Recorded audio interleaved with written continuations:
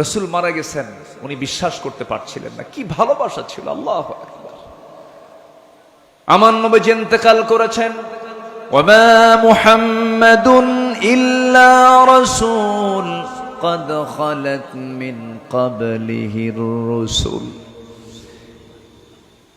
এই আয়াত নাযিল হয়েছে আগে, কিন্তু ওমরে ফারুকের কানে যখন সংবাদ একজন দিয়ে দিল, ওমর তুমি কি জানো রাসূল দুনিয়া থেকে বিদায় নিয়েছেন?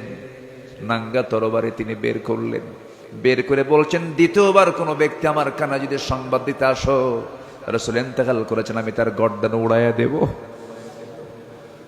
নবীর প্রতি তার এত প্রেম ছিল, এত মোহাব্বত ছিল, এত গাঢ় সম্পর্ক ছিল। সব সাহাবী রাসূলকে ভালোবেসেছেন, কিন্তু ওমরে ফারুকের ভালোবাসা একটু ভিন্ন ছিল। রাসূলকে দারুণ তিনি মোহাব্বত করেছেন। নবীর প্রতি চুল পরিমাণ কোনো বেয়াদবি তিনি সহ্য করতে পারতেন না। সবার কম বেশি ইতিহাসগুলো জানা আছে। এক মুনাফিক নবীর কাছে বিচার চাইতে আসলো, এসে বলতেছে, ইয়া রাসূলুল্লাহ, বিচারটা আমার চাই। কি বিচার? ইহুদির সাথে আমার গন্ডগোল লাগছে, একটি বিচারটা করে দেন। নবীজি মুনাফিকের পক্ষে রায় না দিয়া রায়টা দিয়েছেন ইহুদির পক্ষে। কারণ রাসূল কি মুসলমান দেখবেন, ইহুদি দেখবেন না, আইন দেখবেন। বলেন কি দেখবেন? কি দেখবেন? ইআদিলু হুয়া আকরাবু লিত্তাকওয়া। ইআদিলু হুয়া আকরাবু লিত্তাকওয়া। আদালত ঠিক রাখো, এটাই হলো তাকওয়ার জায়গা। এটা কিসের জায়গা? তাকওয়ার জায়গা কি মসজিদ না বাজার? ভালো করে কন।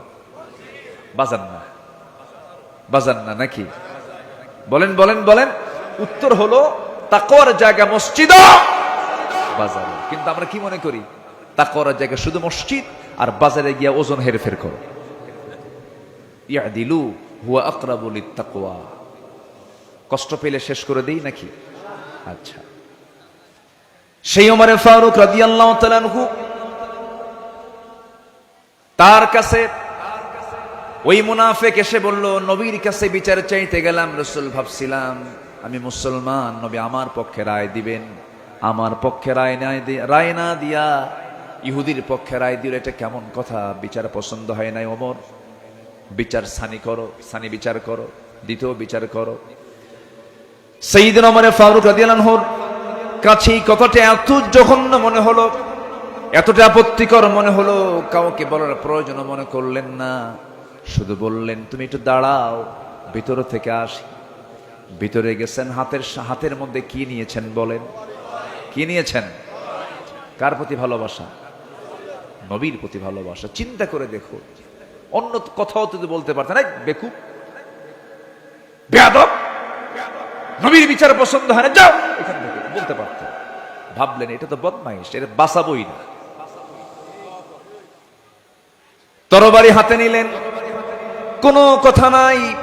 বাইরে এসে একটা শব্দ বের করার মতো সুযোগও দিলেন না।